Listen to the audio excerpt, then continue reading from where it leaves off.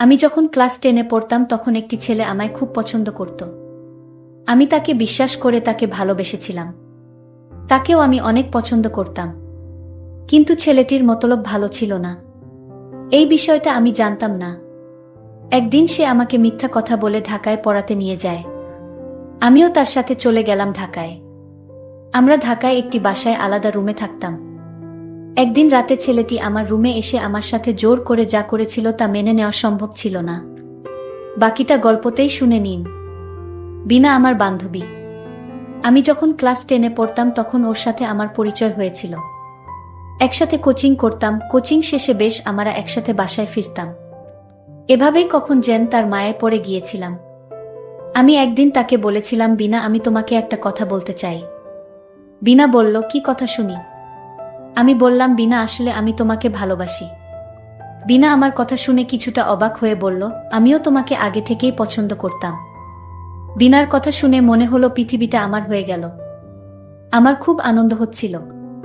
এভাবে প্রেম করতে শুরু করলাম আমরা। তারপর আমরা কলেজে পড়তাম, তখন কি আর হতো।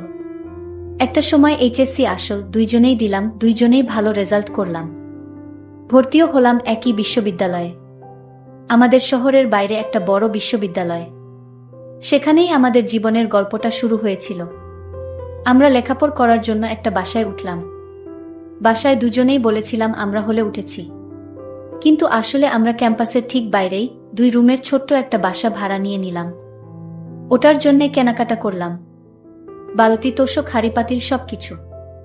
যেন আমরা বিয়ে করে ফেলেছি আর সংসারের জিনিসপাতি কিনছি। আমরা ঠিক করেছি আমরা নিজেরাই রান্না করে খাবো, কোনো বোয়ার দরকার নেই। ওই জন্যে ঠিক করেছিলাম 2 রুমে 2 জন থাকব। বোয়া রাখার ঝামেলায় যাব না, নিজেরাই রান্না বাড়া করে খেয়ে নিব। যাই হোক, অবশেষে উঠলাম আমরা একসাথে। বিশ্ববিদ্যালয়ে ক্লাস তখনও শুরু হয়নি। আমাদের হাতে অফুরন্ত সময়। সকালে যেহেতু জলদি ওঠার কোনো দুশ্চিন্তা নেই, আমরা দুজনে বারান্দায় বসে গল্প করতে থাকলাম। হঠাৎ দেখি বিনার মনটা খারাপ হয়ে আছে। তার মুখটা কেমন জানি অন্ধকার হয়ে আছে। আমি জিজ্ঞেস করলাম, কি হয়েছে বিনা? কিছু না। তো এরকম চুপ মেরে গেছো কেন? এমনি। এদিকে তাকাও দেখি। অনেকটা জোর করেই মুখটা আমার দিকে ঘুরালাম। দেখি বেচারির চোখ দিয়ে পানি ঝরছে। কোমল গলায় আবার জিজ্ঞেস করলাম, মন খারাপ? উত্তর দিল না। কিছুক্ষণ পর একাই আবার বলে উঠল, আসলে আমি না এই প্রথম ফ্যামিলি ছাড়া আছি। এমন না যে তোমাকে ভালোবাসি না বা এরকম কিছু, কিন্তু আমার খুব মন খারাপ হচ্ছে। আমি বললাম, বুঝতে পারছি। যাও তুমি তোমার রুমে গিয়ে শুয়ে পড়ো। বিনা আস্তে করে নিজের রুমে গিয়ে দরজা আটকে দিল। আমারও কেন যেন খুব মন খারাপ হয়ে গেল। বুঝলাম না হয় যে তাই বলে আমাকেও দরজা আটকে বাইরে রেখে দিতে হবে। আমিও চুপচাপ আমার রুমে লাইট নিভিয়ে শুয়ে পড়লাম। দরজাটা আটকাইনি। বিনার প্রতি একটু রাগ নিয়েই ঘুমিয়ে পড়েছিলাম। আমি নাক ডেকে ঘুমাচ্ছিলাম। আমার হঠাৎ ঘুম ভেঙে গেল। আমি অনুভব করলাম আমার পাশে কে যেন শুয়ে আছে। আমি বুঝতে পারলাম আমার বিছানায় আমি একা নই। বিনা কখন যেন আমার পাশে এসে শুয়ে নিঃসারে ঘুমিয়ে আছে। আমি আবার ডিম লাইট ছাড়া ঘুমাতে পারতাম না। ডিম লাইটের আলোয় বিনাকে দেখে আমার অনেক মায়া হলো। পরিবার ছেড়ে লেখাপড়া করার জন্য আমার মতো একটা ছেলেকে বিশ্বাস করে। আসলে বিনা একজন সহজ সরল মেয়ে। তার কোনো তুলনা হয় না। এসব ভাবতে ভাবতে ঘুমিয়ে গেলাম। ভোরে আবার ঘুম ভেঙে গেল। দেখি বাইরে মোটামুটি আলো হয়ে গেছে। বিনাকে ডাক দিলাম, বিনা, সকাল হয়ে গেছে, তাড়াতাড়ি উঠ। বিনার সাড়া নেই। এবার জোরে কানের কাছে গিয়ে ডাক দিলাম। এইবার বিনার ঘুম ভাঙল। সবকিছু বুঝে উঠতে একটু সময় নিল। তারপর মুচকি হেসে বলল, লাট সাহেব, আর কিছু করলেন না? সকাল সকাল শুধু ঘুম ভাঙানোর জন্য ডাক দিলেন? আমি শয়তানি একটা হাসি দিয়ে বললাম, তুমি এখন থেকে আমার সব কথা শুনতে হবে। আর যদি না শুনো তাহলে আমার কাছে তোমার এমন একটা জিনিস আছে, যে জিনিসটা তোমাকে দেখালে তুমি আমার সব কথায় রাজি হয়ে যাবে। নইলে তো তোমার কপালে দুঃখ আছে। বিনা বলল, আমি আবার তোমার কোনো কথাটা অমান্য করেছি? তুমি যা বলছো আমি তাই রাখছি। তাহলে তুমি আমারে কিসের ভয় দেখাও? আমি বললাম, দেখো, এটা ভয়ের কিছু না। তুমি আমার কথা রাখতে হবে। আর শোনো, যদি তুমি আমার কথা রাখো তাহলে তোমার সাথে আমার সম্পর্কটা ঠিক থাকবে। নইলে আমি আর এসবের মাঝে নাই। আচ্ছা সিয়াম, তোমার হঠাৎ কি হয়েছে বলো তো? আমার সাথে এরকম করছো কেন? আমি তার পরিচয়টা দিতেই ভুলে গিয়েছিলাম। আমি যে ছেলেটাকে মন প্রাণ দিয়ে ভালোবাসি এবং তাকে আমি অনেক বিশ্বাস করি, সেই ছেলেটার নাম সিয়াম। তার মা আছে কিন্তু বাবা নেই। সিয়াম দেখতে অনেক স্মার্ট, অনেক সুন্দর। যাই হোক, আমি সিয়ামকে বললাম, তোমার মাঝে হঠাৎ এই পরিবর্তন কেন? আগে তো তুমি এরকম ছিলে না। বলো তোমার কি হয়েছে? সিয়াম বলল, আমি তোমার কাছে যা চাই তা দিবে তো? যদি দাও তাহলে আমাকে পাবে, নইলে আমাকে আর পাবে না।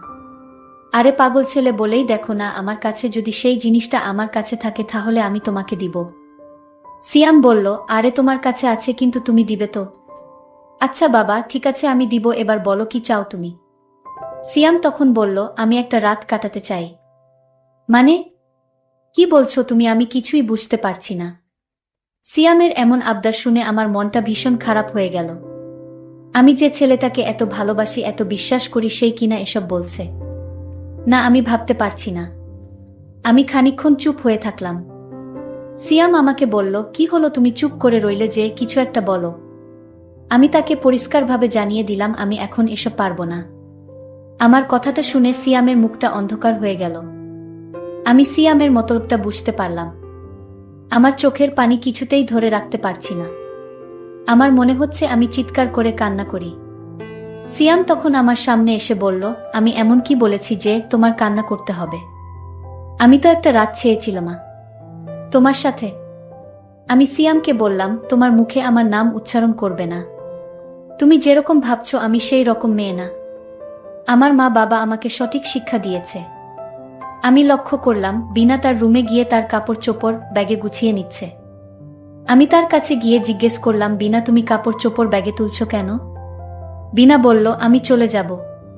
আমি বললাম, তুমি কোথায় যাবে? বিনা বলল, আমার দু চোখে যেদিকে যায় সেই দিকে চলে যাব। আমি এখানে আর থাকবো না। সিয়াম তখন দরজাটা আটকিয়ে দিল আর বলল, তুমি কোথাও যেতে পারবা না, তোমার এখানেই থাকতে হবে। বিনা তখন বলল, তুমি কি জোর করে আমাকে এ বাসায় রেখে দিবে? আমার একটা কথার কারণে তুমি এ বাসা থেকে চলে যাবে, আমাদের ভালোবাসা শেষ হয়ে যাবে, এ আমি কিছুতে হতে দিব না। বিনা তখন আমায় ধাক্কা মেরে দরজা খুলে দৌড়ে পালিয়ে গেল। আমি আর তাকে কিছুতে রাখতে পারলাম না। বিনার জন্য আমার খুব কষ্ট হচ্ছে। আমি বিনার পিছু নিলাম, দেখি সে কোথায় যায়। আমি বিনাকে পিছন থেকে ডাক দিচ্ছিলাম, বিনা আমার কথা কানে নেয়নি। সে তার নিজের ইচ্ছামতো চলে যাচ্ছে। বিনা একটা সিএনজিতে উঠে পড়ল, আমি আর তাকে দেখতে পেলাম না, সে কোথায় চলে গেল। কিন্তু আমি মনে মনে সিদ্ধান্ত নিলাম, আমি তোমাকে ছাড়ব না। আমি যে করে হোক তোমাকে খুঁজে বের করে আমার ইচ্ছাটা পূরণ করব।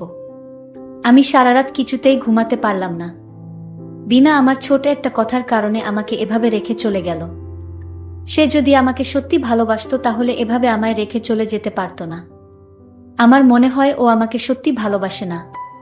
যাই হোক, এভাবে কিছুদিন কেটে গেল। আমি বিনাকে বিভিন্ন জায়গায় খুঁজতে লাগলাম, কিন্তু কোথাও তাকে পাওয়া যাচ্ছিল না। এখন আমার মাথায় একটাই চিন্তা থাকে, কিভাবে খুঁজে বের করা যায়। হঠাৎ আমার বাসায় আমার ছোটবেলার বন্ধু আসছে। দোস্ত, তুই কেমন আছিস? ভালো না দোস্ত, মনটা ভীষণ খারাপ। আমি যে এখানে থাকি ঠিকানা দিল কে তোরে? আরে তোর মা দিয়েছে, আর তাই আমি সরাসরি চলে আসলাম। ভাবলাম দুই বন্ধু একসাথে লেখাপড়া করি। আমি লক্ষ্য করলাম সিয়াম কান্না করছে, তার চোখ দিয়ে পানি ঝরছে। আমি বললাম, সিয়াম বন্ধু আমার, কি হয়েছে তোর? তুই আমার কাছে বল, আমি সমাধান করে দিব। সিয়াম তখন বিনার কথা বলল, আমি বুঝতে পারলাম। আমি সিয়ামকে একটা বুদ্ধি দিলাম, শোন, এই মেয়েকে এভাবে খুঁজে পাওয়া যাবে না। আমি বললাম, তাহলে কি করলে তাকে খুঁজে পাওয়া যাবে? আমার বন্ধু ইমন বলল, চল তার গ্রামের বাড়িতে খোঁজ নিয়ে দেখি। অবশ্যই তার মা বাবা জানবে বিনা কোথায় থাকে। আমরা পরের দিন তার গ্রামের বাড়ির উদ্দেশ্য করে রওনা দিলাম। তাদের গ্রামের বাড়ি মুন্সিগঞ্জ। আমরা মুন্সিগঞ্জ গেলাম। সেখানে তার মা বাবাকে খুঁজে বের করলাম। তার মা বাবাকে জিজ্ঞেস করল, মা বিনা কোথায় থাকে? তার বাবা উত্তর দিল, কেন, বিনার কাছে তোমাদের কি দরকার? আমরা স্কুলে একসাথে পড়তাম, তাই বিনার কাছে একটু বিশেষ দরকার ছিল, তাই আর কি। তার বাবা বলল, কি দরকার আমার কাছে বলো, তারপর ঠিকানা দেই। আমার বন্ধু ইমন বলল, দেখুন কাকা, বিনা যে বাসাতে থাকতো সেই বাসার কিছু দামি জিনিস চুরি করে নিয়ে এসেছে। এটা আমাদের কানে আসে। আমি বলেছিলাম বিনা এরকম করবে কেন? আমাদের বিশ্বাস হচ্ছিল না। বাসার মালিক বলল, যদি তাকে খুঁজে না পাওয়া যায় তাহলে মামলা করা হবে। আর আমরা এসেছি বিনাকে বাঁচাতে, কারণ বিনা যে চুরি করে নাই তার প্রমাণ আমাদের কাছে আছে। তার বাবাকে আমরা এভাবে মিথ্যা কথা বলে মেয়ের ঠিকানা নিলাম। বিনার বাবা বলল, আমার মেয়েকে বাঁচাতে হলে তো ঠিকানা দেওয়া ছাড়া আমার আর কোনো উপায় নেই। তাই বিনার বাবা ঠিকানা দিল। সে বলল, আমার মেয়ে এখন ঢাকায় থাকে না, সে সিলেট থেকে লেখাপড়া করে। আমরা ঠিকানা পেয়ে গেলাম। ইমনকে আমি বললাম, আমার সাথে চল বন্ধু, সিলেট যাই। ইমন বলল, আরে বন্ধু, তোর জন্য তো আমার এই জীবনটা পর্যন্ত দিতে পারি, আর সিলেট যেতে পারবো না? যতদিন পর্যন্ত বিনাকে খুঁজে না পাস ততদিন পর্যন্ত আমি তোকে হেল্প করব, তুই কোনো চিন্তা করিস না। সিয়াম আমার কথা শুনে অনেক খুশি হলো। আসলে পৃথিবীতে এমন বন্ধু পাওয়া বড় কঠিন।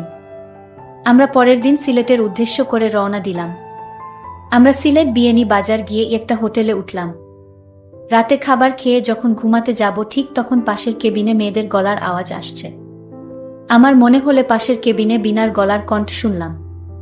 আমি ইমনকে বললাম, ইমন, আমাদের পাশের কেবিনে মেয়েদের গলার আওয়াজ শোনা যাচ্ছে, আর আমার কাছে মনে হচ্ছে এইখানেই বিনা আছে। ইমন বন্ধু আমার, তুই একটু গিয়ে দেখে আসবি। ইমন তখন বিছানা থেকে উঠে বারান্দায় গেল এবং পাশের কেবিনে নক করল। কিন্তু রুমের ভিতর থেকে কেউ দরজা খুলছে না। 3 বার নক করলাম কিন্তু কারো সাড়া শব্দ পেলাম না। ইমন নক করার সাথে সাথেই রুমের ভিতর যে আওয়াজটা ছিল তা বন্ধ হয়ে গেল। সিয়াম তখন আমায় বলল, শোনো বন্ধু, রাতে মনে হয় এভাবে ডিস্টার্ব করা ঠিক হবে না। সকালে দেখা যাবে, সকাল সকাল উঠতে হবে। এখন ঘুমিয়ে পড়। ভোর 5টা বাজে আমি উঠে পড়লাম এবং বারান্দায় দাঁড়িয়ে থাকলাম। আমি চেয়ে আছি দরজার দিকে, কখন দরজা খুলবে তার অপেক্ষায়। হঠাৎ দরজা খুলে ফেল, তখন দেখলাম বিনা প্রথম বের হয়েছে। বিনা আমায় দেখে অবাক হয়ে গেল। আরে তুমি এখানে কেন এলে?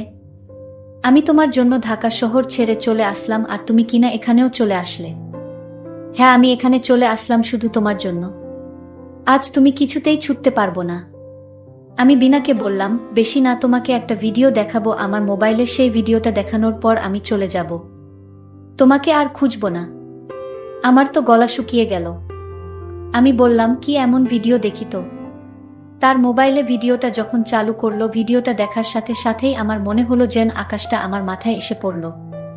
এইটা হলো সেই ভিডিও যেদিন আমরা একটা বাসা ভাড়া রেখে 2 জন 2 রুমে থাকতাম। কিন্তু একদিন তুমি আমার রুমে রাতে চলে আসছিলে, আর তুমি আমার রুমে যখন এসে ঘুমিয়ে পড়ছিলে, আর তখন আমি জেগে উঠলাম। তারপর যা হয়েছিল তা তো তুমি ভিডিওতে দেখতেই পাচ্ছ। বিনা তখন বলল, তুমি আমার সাথে এমনটা করতে পারলে? ঠিক আছে, তুমি কত টাকা চাও আমি দিব, তুমি এই ভিডিও মুছে ফেলো। সিয়াম তখন বলল, আমি টাকার পাগল না, আমি মায়ের পাগল। আমি সেই স্কুল জীবন থেকে তোমার মায়ে পড়ে রইলাম, আর তুমি আমায় মনে করছো আমি টাকার পাগল। সিয়াম তখন খুব রাগান্বিত হয়ে বলল, আমি তোমাকে সত্যি ভালোবাসতাম, কিন্তু আজ বুঝলাম তুমি আমায় ভালোবাসো না। এটা তোমার নাটক ছিল, কিন্তু আমাকে কষ্ট দিয়ে তুমি সুখে থাকবে তা আমি হতে দিব না। আমি আজই তোমার এই ভিডিও সোশ্যাল মিডিয়ায় ছেড়ে দিব। এই কথাটা বলার সাথে সাথেই বিনা আমাকে বলল, ঠিক আছে, তুমি কি চাও আমি তোমার সব কথা রাখবো। ঠিক আছে, মাত্র তুমি লাইনে আসছো। বিনা বলল, কি আবদার তোমার বলো। আমি বললাম, আগেই তো বলেছি, ভুলে গেলে নাকি? ঠিক আছে, আমার মনে পড়ছে, আমি রাজি। আমি তখন আনন্দে বললাম, কি করে ভাবলে আমি এসব করব? তুমি আমায় যতটা খারাপ ভাবছো আমি ততটা খারাপ না। তুমি যদি রাজি থাকো তাহলে আমি তোমাকে আমার ঘরে সারা জীবনের জন্য নিয়ে যাব। আমি তোমাকে আগামীকালই বিয়ে করতে চাই। এই কথা শুনে বিনা বলল, ঠিক আছে, তুমি যা ভালো মনে করো তাই করো। তাহলে চলো আজ আমরা গ্রামে ফিরে যাই। বন্ধুরা, গল্পটি কেমন লাগলো তা অবশ্যই কমেন্ট করে জানাবে। আর এরকম নতুন নতুন গল্প পেতে আমার চ্যানেলটি সাবস্ক্রাইব করে পাশে থাকবেন। ধন্যবাদ।